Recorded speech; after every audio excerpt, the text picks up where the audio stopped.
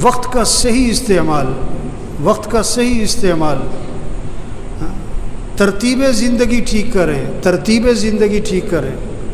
یہ کیا زندگی ہے؟ سو رہے ہیں، کیا کر رہے ہیں؟ سو رہے ہیں۔ اور کب تک سو رہے ہیں؟ کیوں جی؟ یہ کب اٹھ کے آتے ہیں سو کے؟ اب یہ جو بیٹھے ہوئے ہیں یہ کب اٹھے؟ بیوی کب اٹھی؟ بیٹا کب اٹھا؟ آپ کا بہو، آپ کی بہو کب اٹھی؟ آج آپ صبح کب اٹھے ہو؟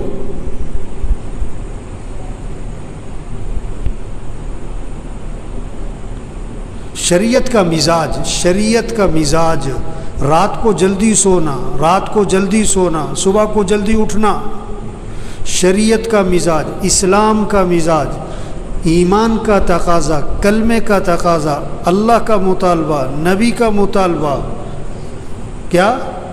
رات کو جلدی سونا، صبح کو جلدی اٹھنا۔ سب سے زیادہ برکت والا وقت کون سا ہے؟ 3 اوقات سب سے زیادہ برکت والے ہیں، 3 اوقات۔ پہلے نمبر پر تہجد کا وقت، سب سے زیادہ برکتیں نازل ہونے کا وقت تہجد کا ہے۔ اذان سے 1 گھنٹہ پہلے کا، 1 گھنٹہ پہلے کا یہ وقت سب سے زیادہ برکتیں، رحمتیں اوپر سے نازل ہو رہی ہے۔ دوسرے نمبر پر فجر کی اذان سے لے کر اشراق تک، دوسرے نمبر پر فجر سے لے کر اشراق تک، فجر کی اذان سے اشراق تک۔ تیسرے نمبر پر اشراق سے لے کر چاش تک، اشراق سے لے کر 9، 10، 11 بجے تک۔ یہ برکتوں کا وقت ہے، یہ برکتوں کا وقت ہے۔ اب آپ سب دیکھو ان تینوں اوقات میں اکثریت کیا کر رہی؟ اکثریت کیا کر رہی؟ سو رہی، برکتوں سے محروم، رحمتوں سے محروم، خیروں سے محروم۔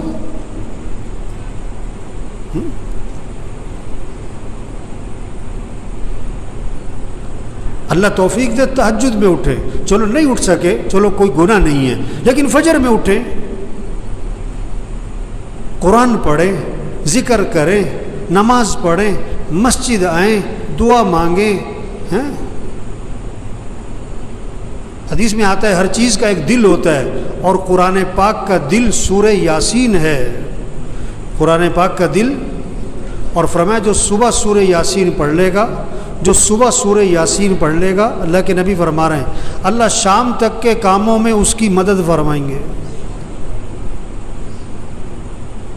اب آپ دیکھو، آپ صبح سورہ یاسین پڑھتے ہو، آپ کو فکر ہے کہ آپ کے بیٹے نے پڑھی، آپ کی بیٹی نے پڑھی کہ جی عید پہ گوشت نہیں ملا، بڑی پریشانی ہے، یہ طبقہ ہے نا۔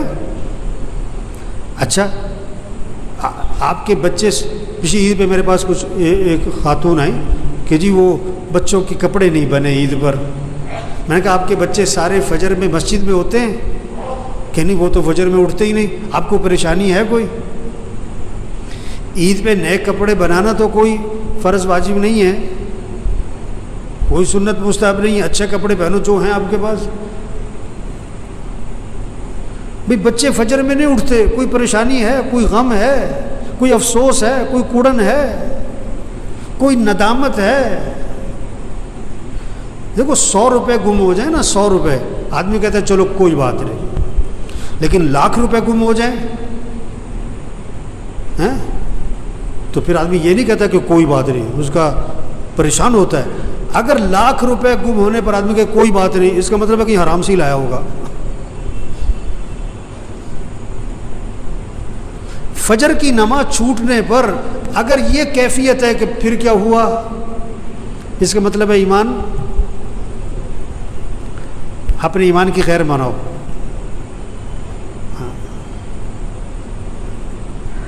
آپ کے بیٹے نے فجر نہیں پڑھی اور آپ کہہ رہے پھر کیا ہوا، آپ فجر میں مسجد میں نہیں ہوتے ہو، آپ کو کوئی پریشانی نہیں ہے،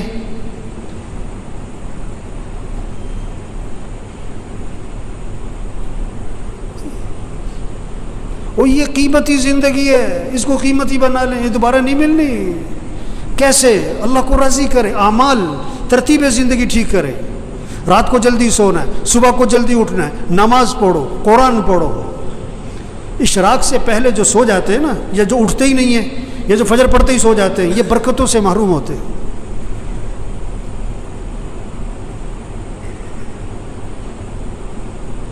یہ جو بیٹھے ہوئے ہیں نا ابھی، ان میں سے اکثریت وہ ہے جو فجر میں نہیں ہوتی مسجد میں، ان کا بیٹا نہیں ہوتا ہے، ان کا داماد نہیں ہوتا ہے، اس نے انہوں نے رشتہ کرتے وقت یہ نہیں دیکھا کہ یہ نماز پڑھتا ہے کہ نہیں پڑھتا، انہوں نے دیکھا کہ یہ پیسہ کتنا کماتا ہے۔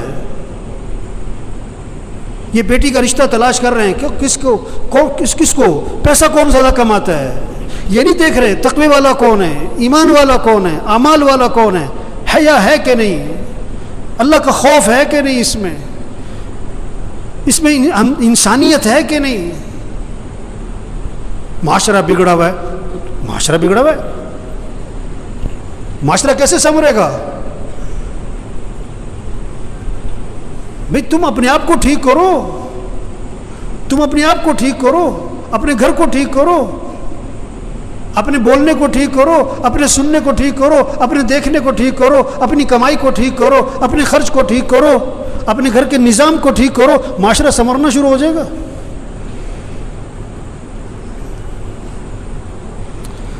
تو بھائی زندگی جا رہی، بھاگی جا رہی۔ ہاں، ہم جتنے بیٹھے ہوئے، ہم سب کے بارے میں ایک دن یہ کہا جائے گا فوت ہو گئے۔ کیا ہو گئے؟ اور سننے والا پتہ کیا کہے گا؟ انا للہ و انا الیہ راجعون، اور فوراً پوچھے گا جنازہ کب ہے؟ جنازہ کب ہے؟ کہ جی زور میں ہے۔ اچھا، جنازہ پڑھا، وہ گئے۔ اکثر جنازہ پڑھ کے گھروں کو کچھ جو بہت قریبی ہیں دفنا کے گھر میں آتے ہیں، اور پتہ کیا ہوتا ہے؟ روٹی لاؤ، بوٹی لاؤ، گرم گرم، 2 4 5 6 دن تذکرے ختم۔